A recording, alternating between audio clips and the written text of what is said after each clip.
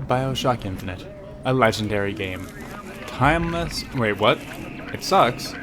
But what about the innovative and bold story? Or the awe-inspiring city in the sky? A giant steampunk bird? The plot contradicts itself. And there are more holes in that one Junji Ito manga. Huh. But at least there's really cool movement that makes you feel awesome. Oh, the gunplay was restricted to 2 weapons at a time, and most of the vigors in the game are stuns. Fine. If I can't have story or gameplay, then at least I can have the game's humor. Anyway, Infinite is the only game in the trilogy to include a harder difficulty for beating the game, and that is called 1999 mode. What makes 1999 mode interesting? Well, nothing really. It's just ridiculously hard. Fewer respawn points, stronger and more accurate enemies, less player health, weaker shields. Oh, and if you can't afford to respawn, back to the main menu I go! Like your credit card was declined after a heart transplant. In order to beat the game on its hardest difficulty, I would have to do something most players would never dream of. Make use of more than 3 different vigors. I was pleasantly surprised by how powerful a lot of these are. But don't be fooled. This was one of the most frustrating experiences I've ever had playing a video game. The game opens with the Lutesses engaging in their usual smart people talk as they row the player's character, Booker DeWitt, up to a lighthouse. Apparently there's some girl here we need to wipe away our debt. Still no clue what the bell password's supposed to mean, but it makes the sky red, so that's cool. Hop into the cooler chair, and it's up to Columbia. The city in the sky. It's beautiful. To be reborn into the true America, we must be baptized and say hello to our founding fathers. Can you believe it, guys? People in a Bioshock game that aren't killed the moment you see them in person. This place is so alive! A telegram from Lutece tells you not to pick number 77. I wonder what will happen. The Lutesses ask heads or tails, and it lands on heads. This board here suggests that maybe there were many Bookers before you. Perhaps they also tried 1999 mode and gave up. Surely this marking on Booker's hand means what we all think it does, and it's not like initials or anything. I was ready to get my kill on, but I was so rudely interrupted. I guess you'll do, officer.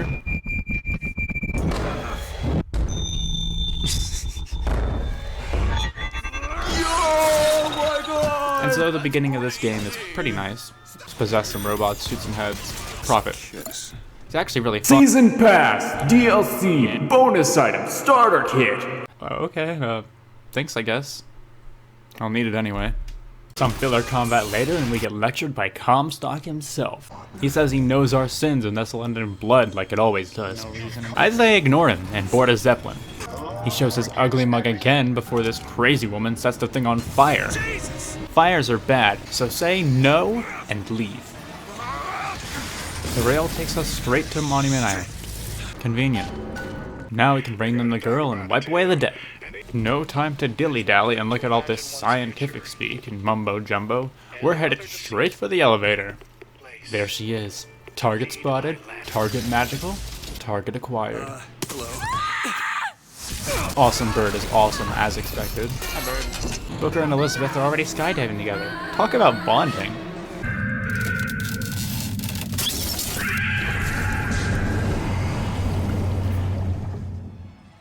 Elizabeth wakes us up and tells us exactly where she's going.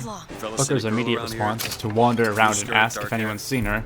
I don't know, Mr. DeWitt. Maybe follow the music. Miss Elizabeth. Hello. Oh, this is wonderful. Oh, come dance with me, Mr. DeWitt. I don't dance. Come on, let's go. Why? What could be better than this? How about Paris? Paris? I don't understand. How could we get there? That's where that airship's going. The next thing on our agenda is to buy museum tickets like the Americans we are. Stay where you are. What are you doing? Get the girl! Elizabeth is upset about this for some reason, like, grow up? But it's nothing a quiet gone to the ride won't fix. You killed those people. You're a monster. What happened back there? It's not the last of it, is it? Are you a duke? Or a dimwit? Duke respects the people in his community. Oh, you're asleep. Dimwit?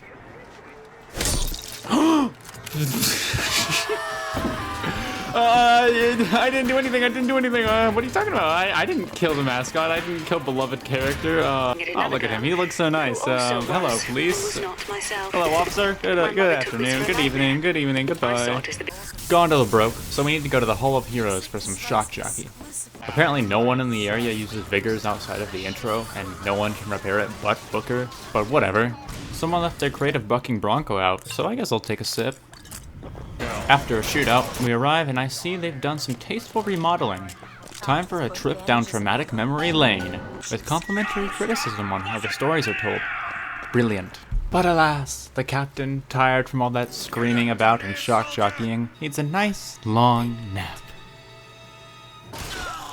Now that we have the shock jockey, we just need to fight through a few more enemies and we can repair that gondola. And here comes our first real challenge. Rails spread all around this arena, and rooftops each have their own resources. Enemies will hit you from no matter where you are unless you have cover or you're moving the speed of light. And even if you're moving the speed of light, it probably won't even matter, they'll still hit you. Bucking Bronco and Devil's Kiss will be the MVPs of this fight for AoE and environmental kills. My solution was to hitch a ride on one of the airships and fire at enemies from my moving cover. Height and movement made it very difficult for the enemies to circle around or get special angles on me. During the ride up, Booker explicitly states that he was hired to take Elizabeth and give her over to someone in New York. Me busting you out. What do you think that was? Charity? Who sent you? Somebody who was willing to take my marker in exchange for you. She seems to understand and doesn't have much of a reaction or freak out or anything like that. That's good. I was hoping she wouldn't do anything that would jeopardize the entire escape. 40 north by 74 west. That's not Paris, that's New York. Did you know that? One thing I had in that tower was time, Mr. DeWitt. Time to study things like geography. I owed money. We can... The Vox Populi sees the airship while Booker's out. You Fitzroy? Nothing but if you believe in common folk, then join the Vox. And now we're forced to secure them weapons if we want to use the airship to get out of Columbia. I guess it's off to Fink Manufacturing. Why not cause a little chaos along the way? I know why not. I've learned. I'm out of salts and ammo, and there's an automated patriot right after me. These docks heavily enforce their no tomfoolery policies. Hey, it's Elizabeth again. And the game is telling me how to crouch 3 hours in. And Elizabeth runs directly into 2 armed men to get away from Booker. What a perfect opportunity to earn her trust back. Handyman jump scare.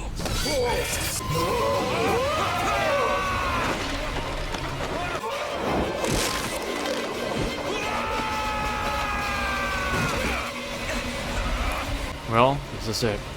Elizabeth hates me and I'm about to fall to the Sodom below. A blimp! She does care! I just really like the dialogue here.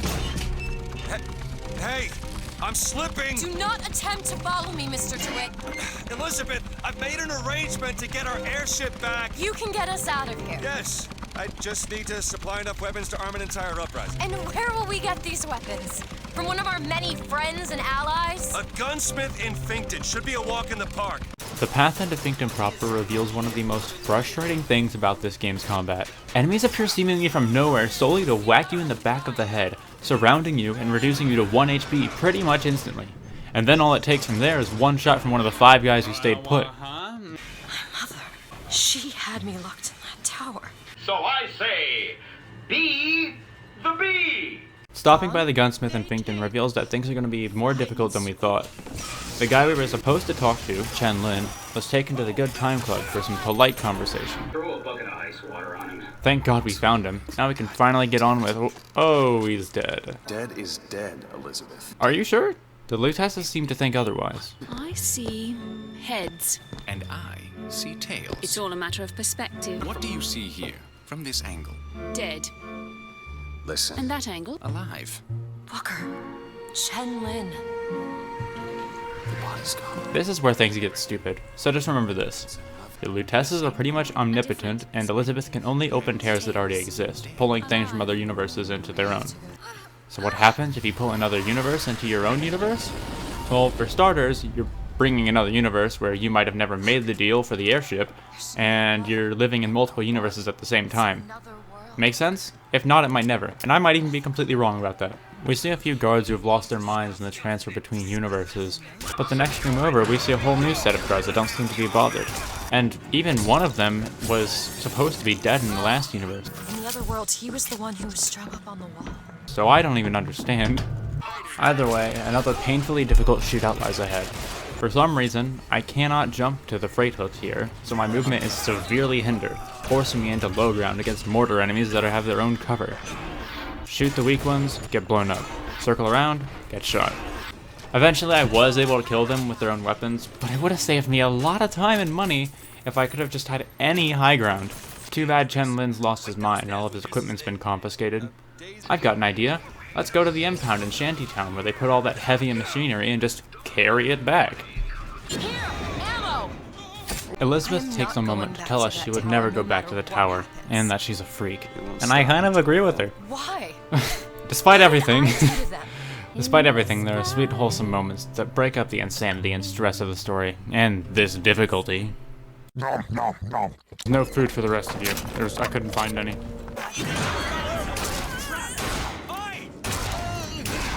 Long live the king. Should use an explosive. Over there. Do it. Now. There you go. Oh. Like it or not, this is what peak performance looks like.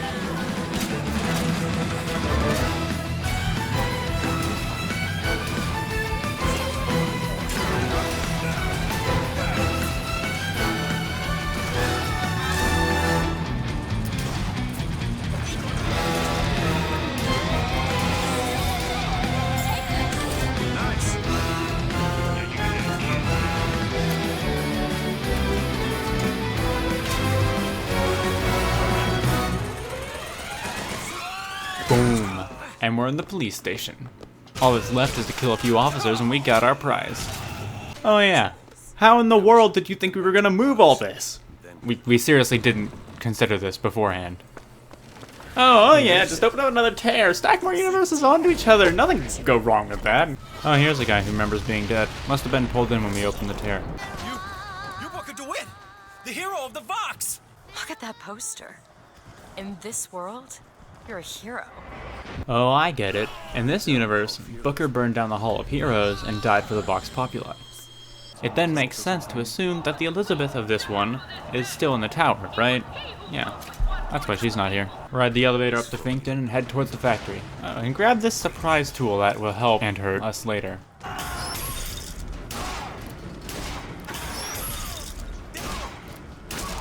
That's not doing a whole lot. Be patient past me. If only you knew the utility it would soon have. This time in Finkton, the hooks actually function, and I can make quick work of the enemy forces. Also, in a universe where the Vox get their weapons, the Lins were killed for helping them. This is not what I meant to have happen. Elizabeth, They're dead, Booker. come on. Let's leave this place. Let's go to the factory and get our airship. Jeez, Booker, for someone who seemed to recognize the amount of changes between universes, you sure are dumb enough to believe Fitzroy made the deal in this one. There's an issue with using traps when you have an army on your side. You see, if they don't hit the enemy, you make some new ones. Guys. Oh, hold on, I'm getting a call. Hello? Okay, Fitzroy told me I'm a sussy imposter and she wants me dead. This guy dropped his undertow when he died. I can't imagine how useful pushing and pulling enemies would be, but I'm willing to use whatever resources I can to survive. Booker and Elizabeth can do nothing but watch as Fitzroy murders Fink in front of his own son. She calls reinforcements to take us out, but we have gravity on our side. Get out of here, boy! With her militia down, it's time to stop Fitzroy from killing a child.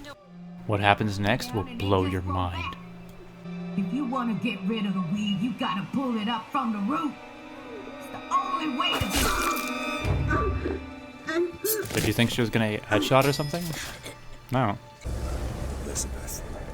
Whoa, hey, easy. Good thing the airship's here. Now we can be on our way. Let's set a course for New York or Paris. Wait, where the hell is this? Is the middle of nowhere? A little crash isn't gonna stop us, so let's see the Lutesses for a hint on what's next. The notes were correct. The instrument was not. One needs both to get his attention. But if you know how to sing to him, He will take you where you need to go.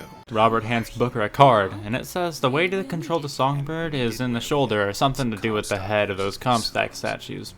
Comstock? Comstock. Comstork. Comstork. Of course. Whatever. Booker ain't hearing all that noise anyways, so we're off to Comstock House to meet the man himself. This piano is the barrier that separates the rest of the game from the late game. What separates the sane from the insane. During this gondola ride, Elizabeth tells Booker that she recognizes Rosalind Lutece as the woman who invented the quantum particles that allow Columbia to float, and that she disappeared several years ago in the books that she read. How do you suppose they managed that? Fighting, and more fighting before we run into a real roadblock. Something greater than any foe we've ever faced. A lock Elizabeth cannot pick. My god. Oh, never mind. Some guy wrote it in huge red ink on this clipboard. This game is so goofy.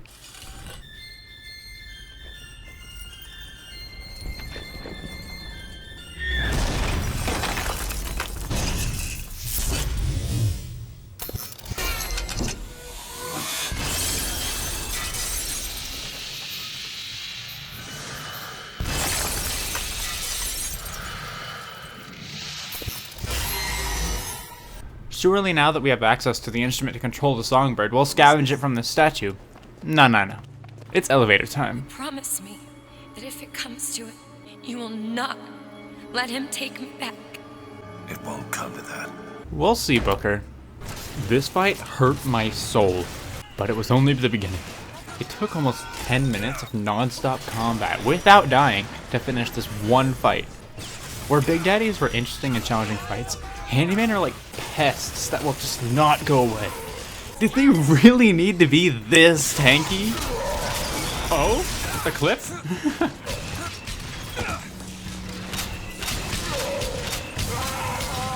Oh, I did it! Another Vigor left out in a crate.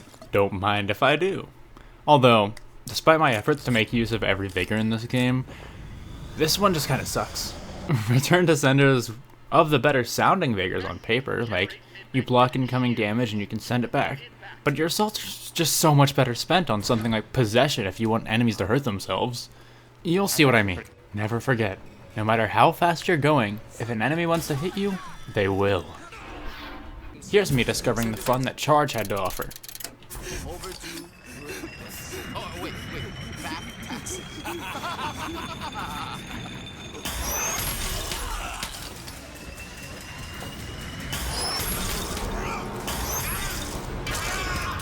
An hour of running and gunning later, and we've arrived at Comstock House.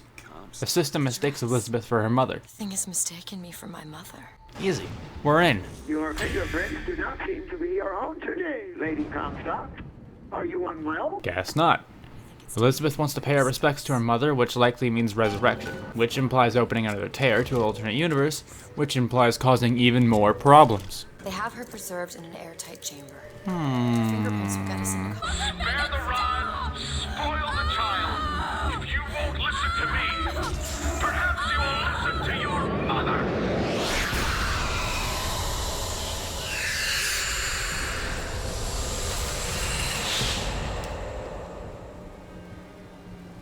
Okay. Elizabeth, why is your mother a ghost? Alright, I'm ready to put my skills to the test and push Charge to its limit. She's moving up there? No matter, and I'm stuck inside a pillar. I can still do damage to the boss, so I'll just kill the ghost and reload. Oh, here we go again. I'll bring her mother to life. Exactly what she needs. Why am I bringing a ghost to life? Oh. Everything that's happening makes sense and is reasonable. And it's really cool how the ghost has full health after every revival, making it so I have to just fight through everything.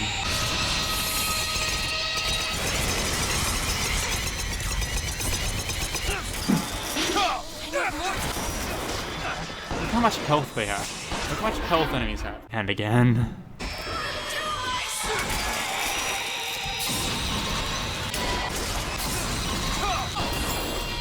Please keep giving me salt.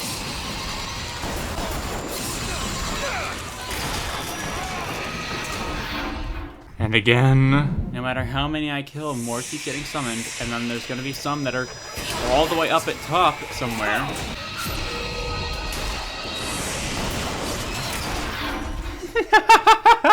What do you mean? Why is undertow a thing you can do? Why can't I pull an enemy in and shoot them just so they can shoot me in the face with a rocket launcher? Oh my god, please let it end.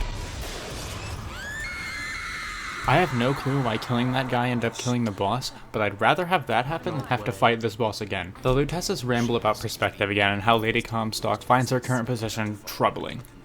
Booker gets the idea that she'll be able to open the door to Comstock House despite there being no signs that would be possible considering she is a ghost and has no fingerprints. Frankly, she doesn't seem all that cooperative. There is a way to bring her to reason. If I learn the truth and find these 3 tears, Lady Comstock will be on our side. Sweet. First tear is in the Lutece lab, where we learn that Rosalind and Robert Lutece's device was sabotaged by Comstock in some way, scattering the 2 of them off into the multiverse of possibilities, able to exist pretty much anywhere and anywhen. We also learn that if we didn't already know enough that this wasn't their child, Comstock is and thus could not have a daughter. Next up is the bank, so let's kill some Vox and find that tear. In that tear, we find out that Fink was the one hired to sabotage the Lutece device. Who knew a businessman would be so skilled in the art of accidental engineering disasters? And now it's off to the 3rd and final tear. You gotta be kidding me. I made this video so you don't have to play 1999 mode, but you'll never truly understand how awful this is unless you experience it for yourself. The tears in this fight are minimal, just maybe like a gun barrel or so. That's fine though, I can do a fight without tears, it's not that big of a deal. The issue lies in the fact that I'm constantly chased out of cover and riddled with bullets, and I just die because there's nowhere for me to stand. Oh, I'm in the wall again. And then if I even try to attack Lady Comstock, she shifts around so much while she's summoning enemies that you never get a clear shot on her without risking your entire health bar. Even if you do get the opportunity to attack her head on, she'll kill you in 2 hits, because of course she can. Speaking of killing, dying. You get like a clip of ammo back when you die, and all of the enemies get all of their HP back. You got the ghost down to low health? Well, Lady Comstock's back to full HP, and so are all of her little minions you summoned. Oh, isn't that great?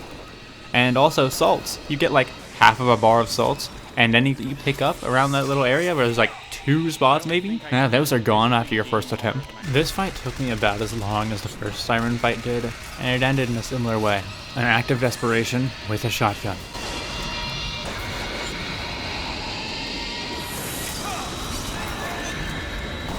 Yes! Yes! Oh my god! Holy shnikey! I lost hundreds of dollars. I don't care.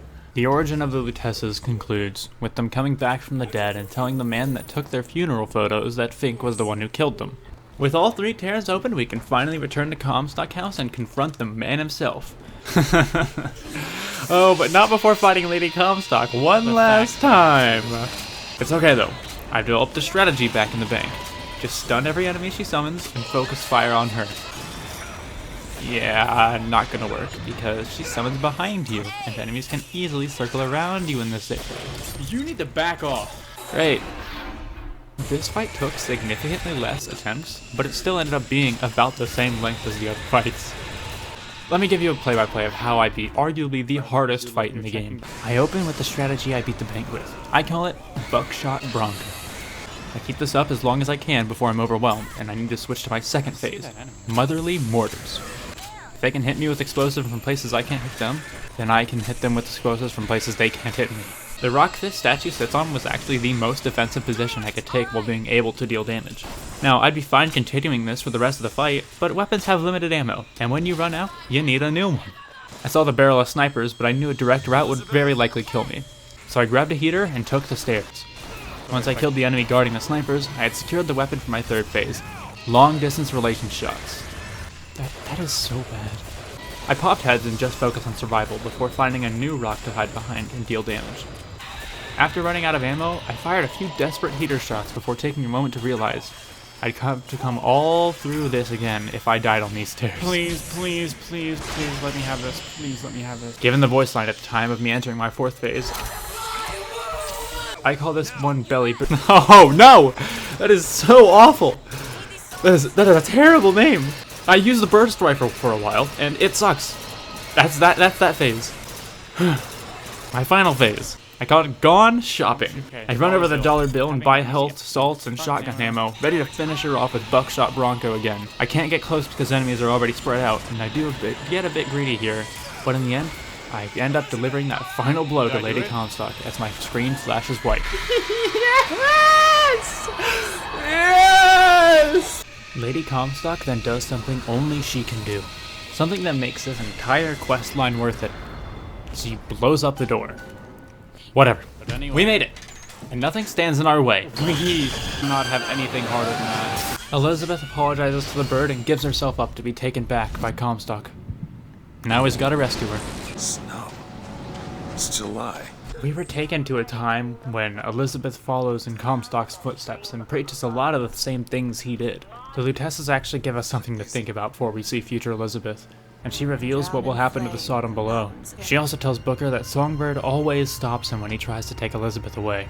We return to our own time after she gives us a note for the present-day Elizabeth. She'll know how to read it. Oh no, she's being siphoned. Well, it's not hard to kill the scientists and turn it off. Painfully remove this thing and she's free again. Except now Elizabeth wants to kill Comstock. I'm not going to let you kill him. Really? Booker? Because I'm going to do it for you. Finally, we're in the end game. The final battles. The end of the game. The end of my suffering. Board Comstock's flagship, survive the onslaughts of soldiers, kill Comstock, mission complete. This airship part was actually so much more fun when I knew how to use my vigors. I still died though. The flagship wasn't too bad. If anything, it was actually really fun. Any last words? I have a better question. Any last words? As it turns out, the giant machine at the bottom of the tower was draining Elizabeth's powers. I wonder what she'd be like at full power. Hello, Comstock. I think he said something about her finger? I don't know. Here come the Vox. We need to fight back. We need Songbird. It's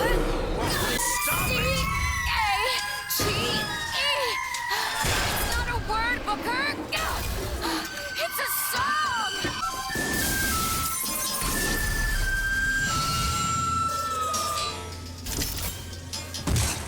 Booker, he'll help us. We can use him against the Vox fleet. Let's go, baby! Final fight! I can finally finish this one-of-a-kind game. I've got a question for you. How do you destroy an entire tower? Well, use the thing that took out the first half of it.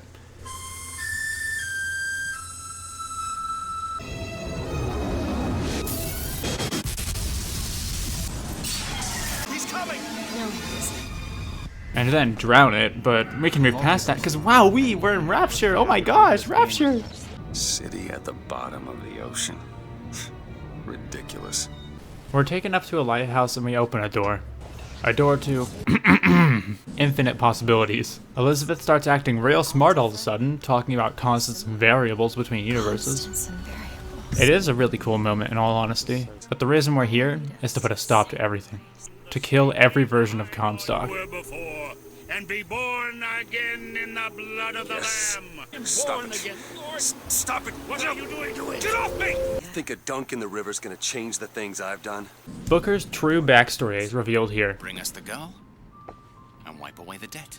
He gave away his daughter to Robert, who gave the baby to Comstock, who traveled to and from the Comstock timeline to get to the girl who would become Elizabeth, Anna DeWitt. Booker tried to go for takes backsies, but he failed and the child's finger was torn between universes. Filled with regret, Booker branded his daughter's initials into his hand. Sometime later, the Lutesses have need for him, repeatedly sending him to Columbia until he rescues Elizabeth. Realizing this is all of Comstock's fault, Booker gets an idea. What if I went back? Killed him before he did any of this. So they go back. Back to when Comstock was born. Back to the baptism, where Booker DeWitt became Zachary Comstock. And Booker willingly dies to prevent Comstock from ever ruining the lives of others. The other timeline where Booker refuses the baptism still exists. Comstock never is able to invest in Rosalind's research, so Columbia is never created. And Booker never has to hand his daughter over to Robert. Problem solved. Or is it?